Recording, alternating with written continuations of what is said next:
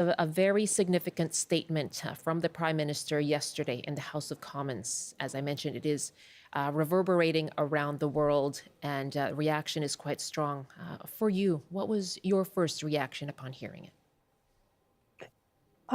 I wasn't shocked, but I was surprised that the Prime Minister was so open to make a direct allegation towards the Indian government.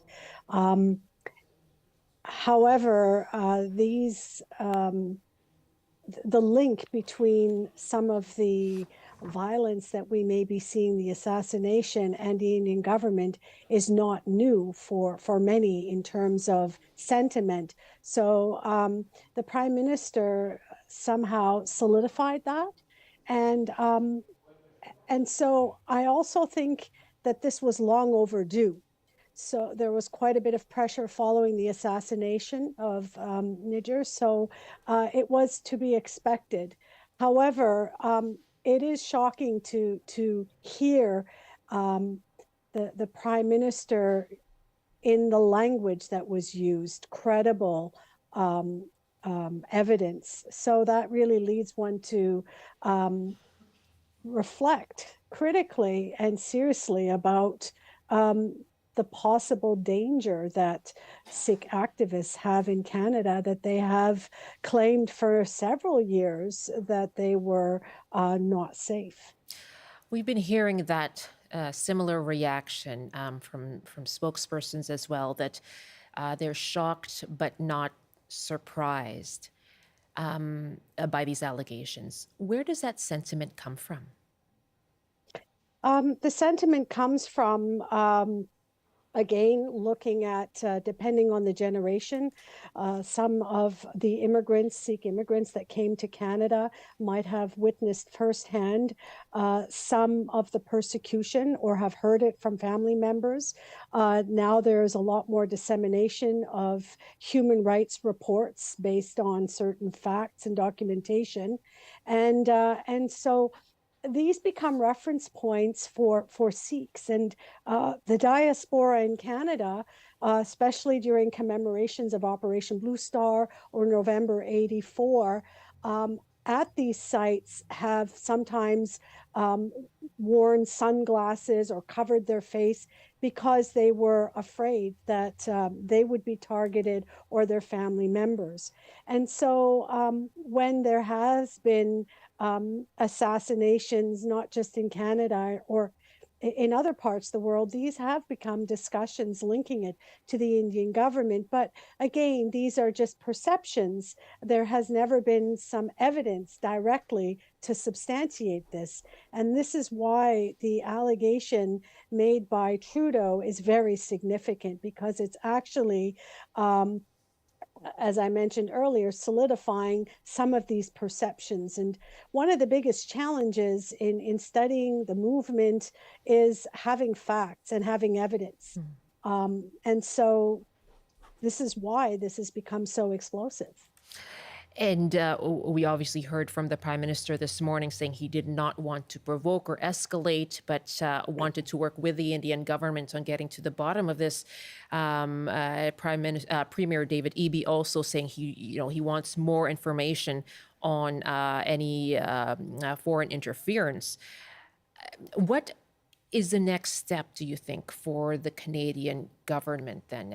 We heard from Anita Anand saying as well, just a few minutes ago, that let the legal process, proceed. What do you see as the next step for the Canadian government in this?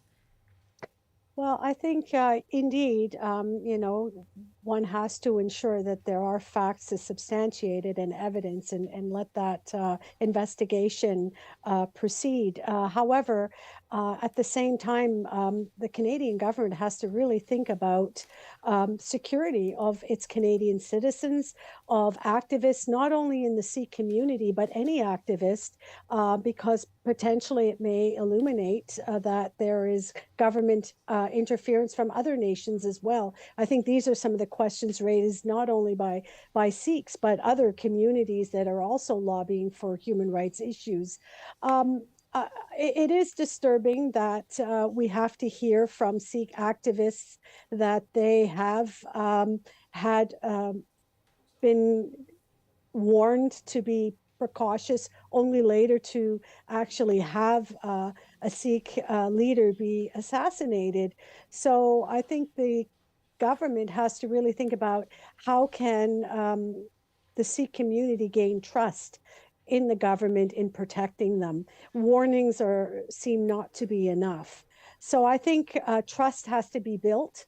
It's not enough for a government to say that there is substantial or credible evidence.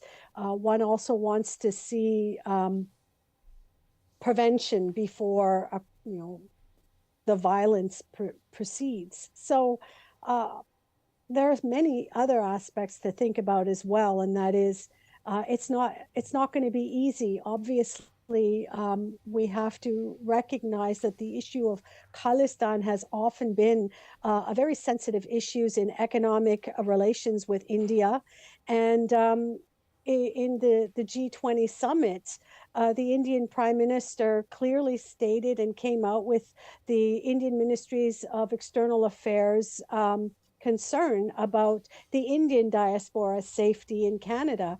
And there is the perception on their end that the Canadian government is not doing enough to protect the Indian diaspora. As such, action might have been taken so that some of these requests are taken seriously. It's very serious. It's very serious. We have two nation states now trying to protect their own citizens. And I think this is going to be very divisive, and also concur with the point that we have to remain calm, because there is anger, there is hatred and resentment brewing in the diaspora because someone has been killed, and it could lead to a further sense of fear as a result of this possible link to the Indian government. My guest is Indira Prost, professor of sociology at Langara College. This is BC Today on CBC Radio 1 and live streaming on YouTube. CBC Vancouver is where you can find us. You can use the CBC Gem app, or you can find us on our website, cbc.ca/BC. And as we continue to discuss this story, allegations from the Prime Minister that there was involvement from the Indian government in the killing of Hardeep Singh Nijjar in June at a Surrey Gurdwara. We're asking you about your reaction. If you are a Sikh Canadian, if you're part of the Indian diaspora, I'd like to hear from you. And what do you want to know about this complicated story? What do you think might be the impact on Canada-India relations? Give us a call, 1-800-825-5950, 604-669-3733, pound 690 on your cell phone. Matthew is calling us from Vancouver. Hi, Matthew. Welcome to the show. Hello there. What did you want to say, your reaction and your question about this story? So I'd say first off, my reaction is that the story that came out yesterday with Trudeau coming out and announcing he did is really the story. It seems to me that when the assassination occurred, there was talk of it having been done by the Indian government, and it seemed fairly clear at the time that that's what happened. A foreign government conducting an assassination in a foreign country not exactly being an incredibly rare thing these days. So it just seems to me the hand-wringing from politicians, which is going to happen, and it just seems the story is that I'm surprised that he would come out and be so forceful with the declaration that the Indian government was involved with the assassination. What's your question then about what this means moving forward? Yeah, I mean, I guess I do wonder. I sort of missed a little bit. The phone was cutting out as I was listening to the last caller, or I'm sorry, your guest while I was on the phone. But I guess I am worried about, like I said earlier on the phone, there is such a large Indian diaspora community in Canada, a large Sikh community, and like a strong presence for the Kalistan movement, Kalistan independence movement, that it can't help but affect the relationship between the countries. And so I guess, what really, like, what's the end state here? I feel like India is never going to admit that they did it, and it's just going to really only benefit in Canada domestic politicians trying to make their point. I wonder what the play is, what Justin Trudeau's ultimately doing here. Is it really bringing the murderer to justice? I hear the weight in your words there, Matthew. It's as we say, very serious story, very serious allegations, and a lot to digest. I appreciate your weighing in and the questions that you ask as well. Thanks so much for the call. That's Matthew calling us from Vancouver. And yes, India has denied the allegations, calling them absurd and unsubstantiated. And there has been, back and forth in terms of the expulsion of diplomats, a Canadian diplomat in India, and an Indian diplomat here in Canada. My guess is Indira Prost. What do you see as the impact of this on Canada-India relations? The impact is pretty obvious that we are seeing, as you mentioned, that the fact that one of the ministers has been excused and India has responded the same way already speaks to the fact that there's a lack of communication. But in reference to what the caller had alluded to is in terms of the political element, I do think it's important to understand that the issue of Kalistan has entered into the political arena, benefiting political leaders on both sides. So in this case, it's not surprising. Both politicians benefit from the discourse of Kalistan. One in that one is addressing the Kalistan movement that is a threat to the Indian unity and stability of the nation. And so any leader would want to protect its country. At the same time, we have a Canadian Prime Minister here as well, dealing with issues, addressing issues that have been on the forefront of many Sikhs and their concern. So we do have to ask who benefits. And in the end, what is important is that justice is served, that we identify who the perpetrators are, that there is a precedent setting occurring where we actually see incarceration so that there is a deterrent. And we haven't seen that in Canada, especially with other cases that still continue to be unaccounted for. Well, yes, go ahead. No, I was saying, and so I see that the relationship between India and Canada for the next few months is going to be very divisive, because if the Indian government is saying that this is absurd, then one has to ask, how is there going to be cooperation? And until the evidence is concrete, one also has to be careful with the allegations that are being made in defaming the Indian Prime Minister, etc. So it is very political. We cannot ignore that. What is the forum through which this will be investigated and discussed between Canada and India? Where does that happen? Well, that's a good question, and I think that's for politicians to answer. But I think, first of all, there has to be meetings done locally here in British Columbia with family members, with the community, in accountability of where some of the security issues were not up to par in protecting Niger. That's one factor.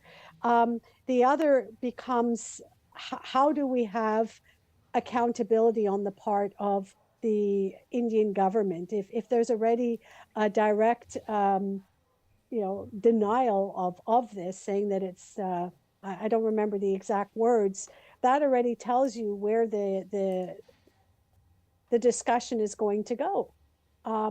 I see this is going to lead to a lot of finger pointing In terms of judicial system, obviously that's a general process that has to take place, but I think there has to also be some dialogue within the community, especially in Surrey, where this assassination occurred, in terms of security.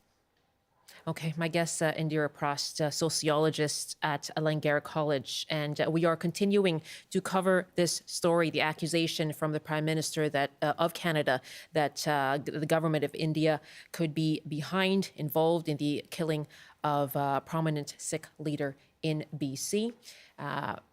Reaction from around the world to this story, and we're taking your calls as well if you have questions about it to better understand this issue and this story, and your reaction if you are a Canadian of Indian descent.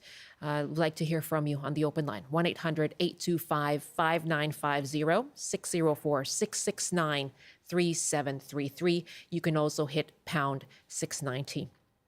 More of Indira Prost coming up in our next half hour. We'll also speak to a security expert in about 10 minutes from now. Right now, let's pause for a CBC News update with Robert Zimmerman. Good afternoon. BC's Human Rights Commissioner says attempts to erase and marginalize trans people and others in the LGBTQ community is hate, and she is disturbed about marches and rallies planned across Canada tomorrow.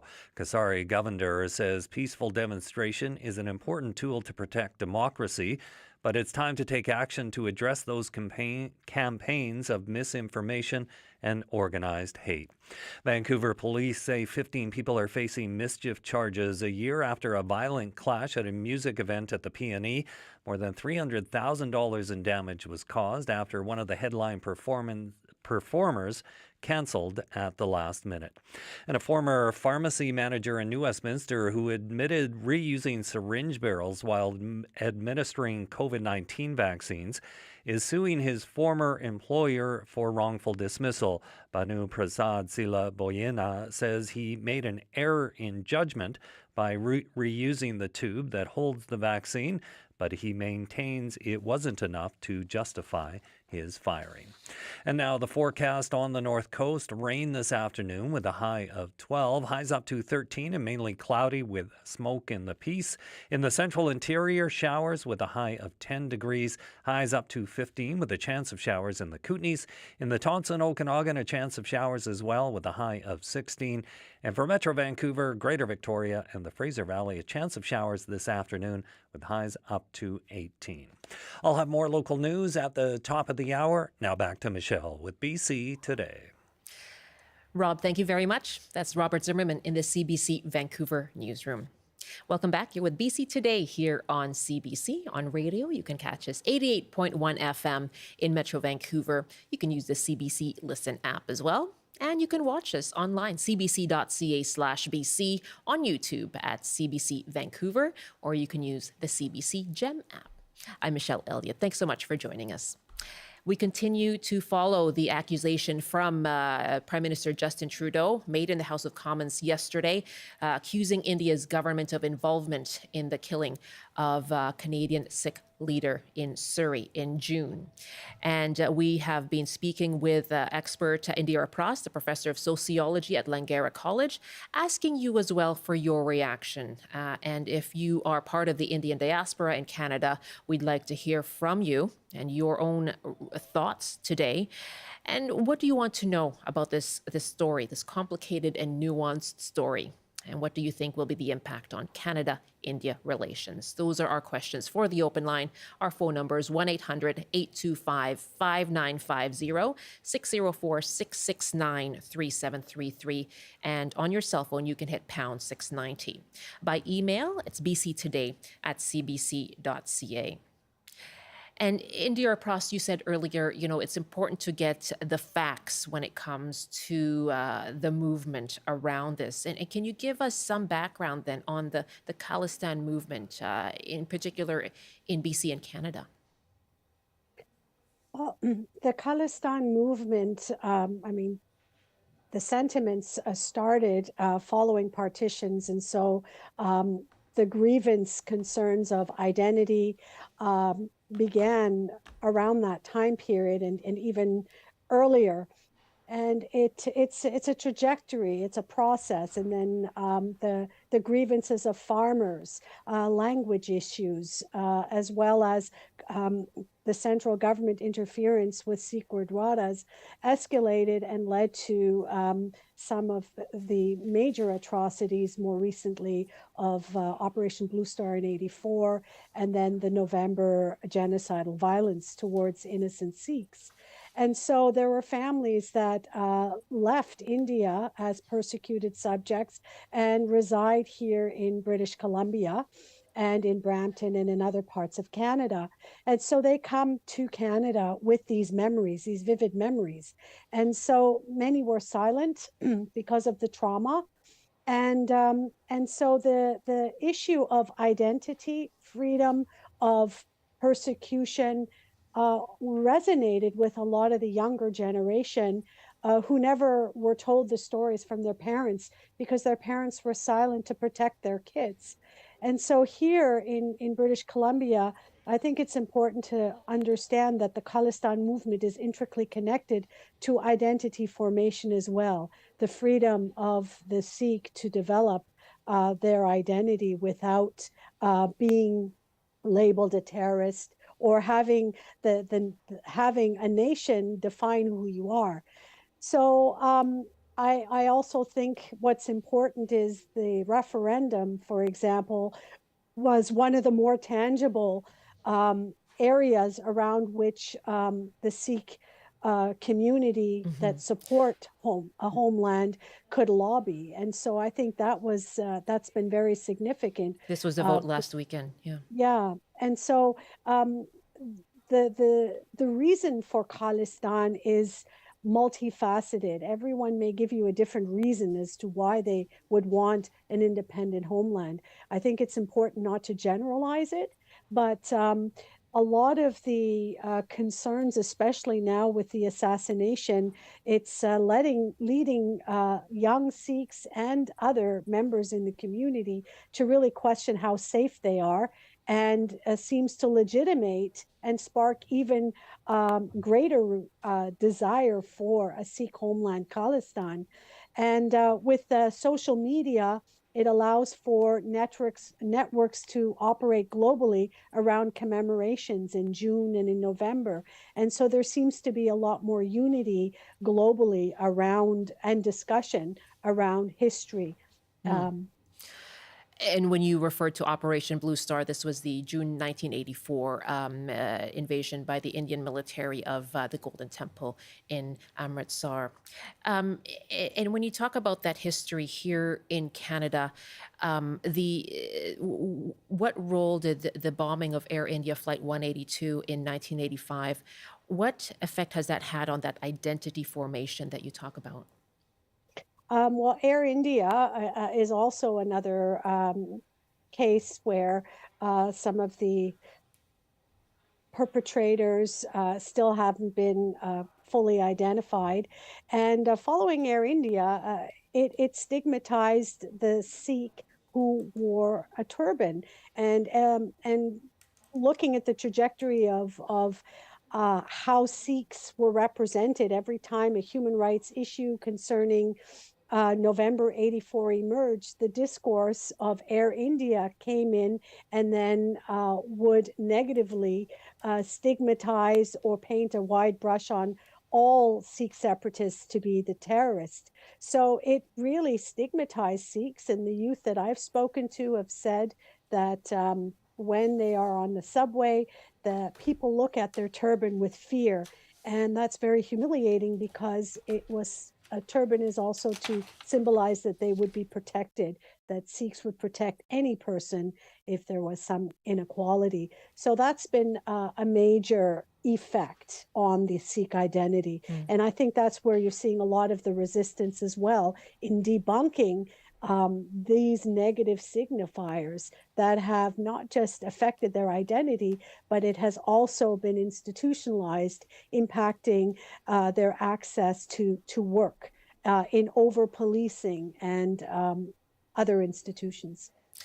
We're going to hear a little bit more about this now from Ujjal Dosanjh, former premier of BC. For a long time, has been critical of the movement for an independent sixth state. He told the CBC that Justin Trudeau is making a very serious allegation. I have no doubt to disbelieve Prime Minister Trudeau, and it is his obligation to protect Canadians, no matter what views they hold. I disagree with the WSO. I disagree with Mr. Nijjar, but those are their views. One shouldn't be killed simply for having different views. If that's happened, that's really horrible, and it should be condemned. But on the other hand, I think that in terms of resolving this issue, if you need India's collaboration or cooperation, I think that Mr. Trudeau is suspect in the eyes of India, because India sees him as a friend of the Khalistanis and not as a friend of India. You know, I'm not surprised that India is concerned about what's happening in Canada. I mean, we're not innocent bystanders as a country in this.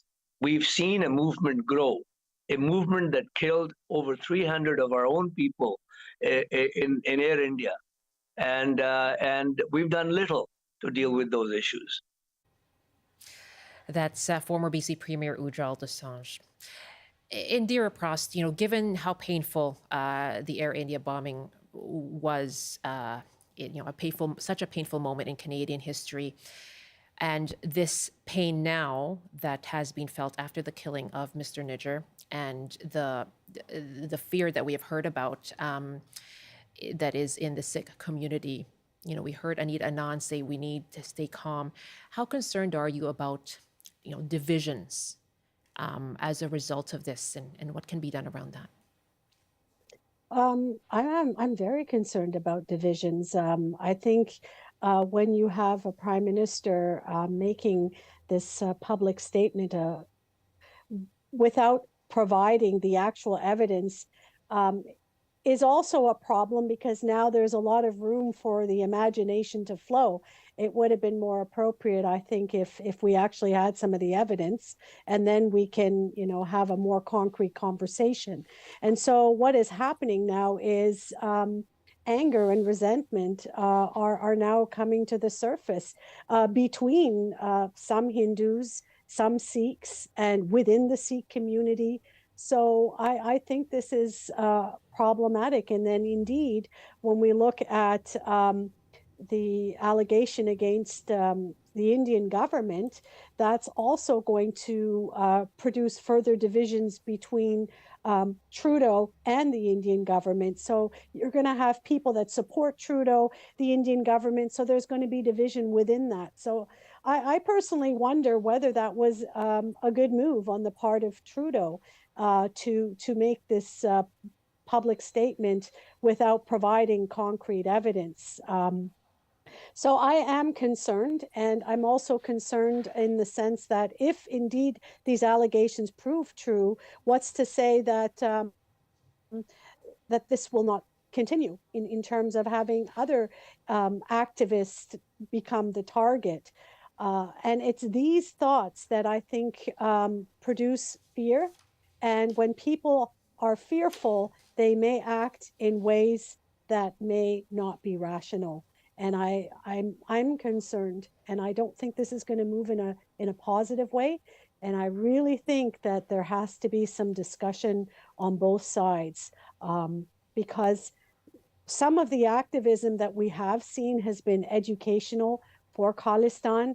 There have, however, also been concerns about some of the images that have been used that may not represent the sentiment of Sikhs that want a homeland, that can be viewed as disturbing from the lens of the Indian government. These are issues that also have to be addressed as well. So there's a lot of conversation happening, and I agree that there needs to be calm, but there also needs to be a really important thinking process going on right now before action. Very sensitive discussion. I appreciate your joining us for this right now. Thank you so much for your time. Thank you. You take care. Indira Prost, a professor of sociology at Langara College. It's 1:15 now to 2 o'clock in the Mountain Time Zone. You're with BC Today here on CBC, and we are taking your calls on this as well. What is your own reaction to these accusations? What do you want to know about this complicated and nuanced story? And what do you think this means for Canada-India relations? Our phone numbers are 1-800-825-5950, 604-669-3733. You can also hit pound 690 on your cell phone. Our email is bctoday@cbc.ca. Well, to talk about the security aspect of this now, we're joined by Michelle Katsuya. He's a former chief of Asia Pacific at CSIS and author of the book Nest of Spies. Michelle, good to have you on the show. Thanks so much for joining us. Thank you for having me. As we have heard, Prime Minister Justin Trudeau has made this statement saying Canada has, quote, credible intelligence linking agents of the Indian government to the killing of Canadian citizen and Sikh leader Hardeep Singh Nijjar in June of this year. India has rejected those claims. What stands out for you in this story and the relationship between the Indian government and the Sikh community here in BC? Oh, that's a lot of questions in once. We have a long history. Your previous guest alluded to some of the element, but in Canada, it basically started 40 years ago with the bombing of the Air India. Prior to that, the year before, you mentioned it, there was the attack on the Golden Temple that happened all in the month of June. The attack as well and the killing that took place recently was in the month of June. So June seems to be sort of commemorated, unfortunately, by both sides for various reasons. And it simply perpetrates a circle of violence and fears within the community. Do we have a problem with Sikh extremism in Canada? Yes, we do have a problem, and they do exist, and they do intimidate some people within the community. Do we investigate and try to neutralize as much as possible? Yes, the Canadian authorities are investigating, but definitely since 40 years ago, for the Indian government, we've never done enough in their point of view. And that's the reason why they started 40 years ago to do some foreign interference right here in Canada. We've noticed that. We've picked up on their activities. We've informed strongly the Indian government to stop doing this, but for them, it's not enough, and they continue, and it went to the extreme of having a death squad being sent, according to Mr. Trudeau and the allegations presented. You've said a lot there. Perhaps I'll just go back to a comment from Indira Prost. What impact has the bombing of Air India Flight 182, those extremist elements that you talk about, what does the Canadian government need to do to address the broader Sikh community that has been affected by that stigma that she talks about? See, the problem that we are currently facing is that the revendication of the Sikh extremists has nothing to do with Canada. It will not be resolved by Canada. It has to come from their own solutions in India. And what we have been observing is that it's just a climate of conflict constantly and aggravation constantly between the two communities, the Sikh community, the Hindu communities, and the authority in India.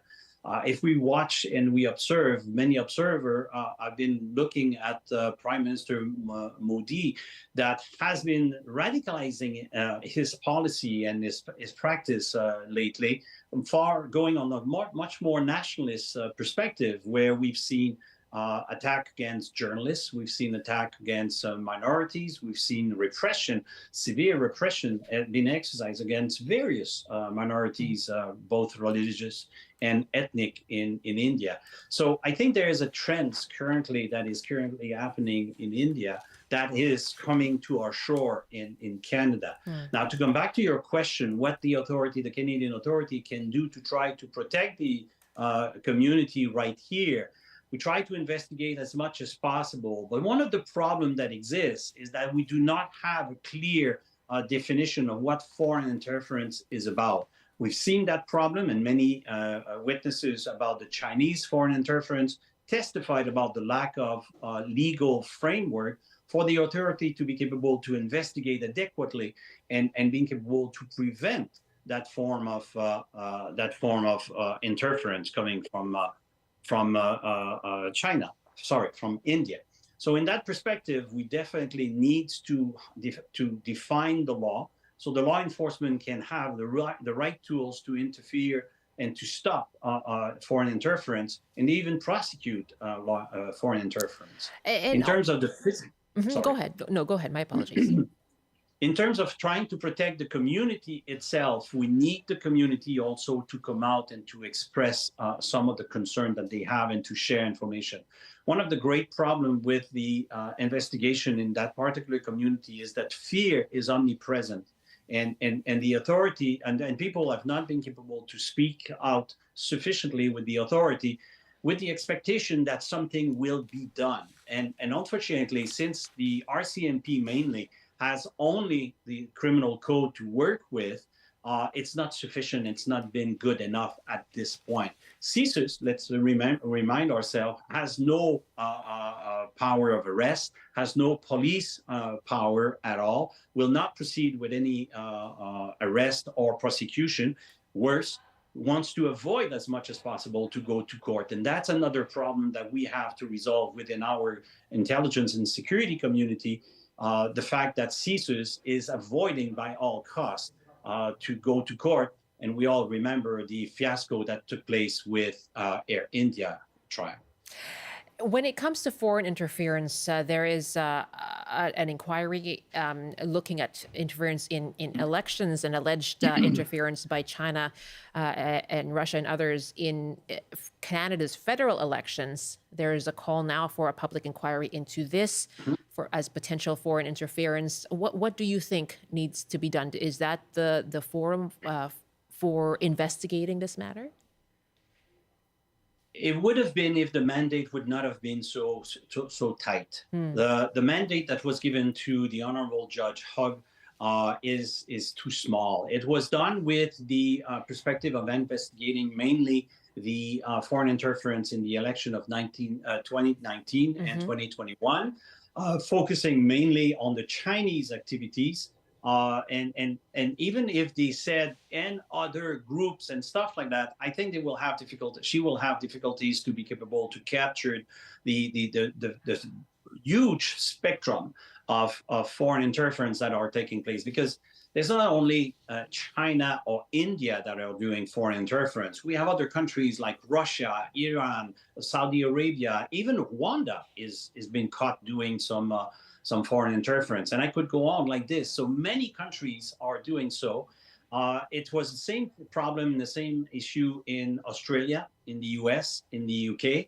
All three countries gave themselves a law about foreign interference. Canada is dragging its feet. And I think the reason why Mr. Trudeau came out yesterday in the House of Commons and pointing the fingers at India, it's because he had to sort of regain some political ground, positive political ground, after losing so much for dragging its feet with the Chinese foreign interference issues. Okay, so you're talking about the politics of this now. What about his call for international allies to get involved? What do you think might happen there? Well, definitely, if it happens in Canada, it can happen somewhere else. The big difference that we currently are facing is Canada is hosting probably the greatest community outside of India of Sikh community. We have about 700,000 people here in Canada. By far, we are exceeding any other countries in terms of size. So the preoccupation will not be as big or as prevalent as it is for Canada as we speak. Now, the problem also that we've witnessed in the past is just when a player around the table leave his seat because of this declaration and that they've done, because there will be now a draft between India and Canada for quite a long period of time.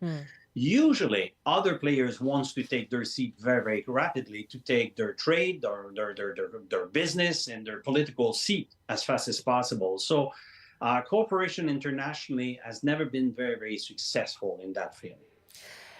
You know, I'm struck by what people are saying, that this is so unusual for a prime minister to make this kind of statement. And he says there's credible intelligence, credible information.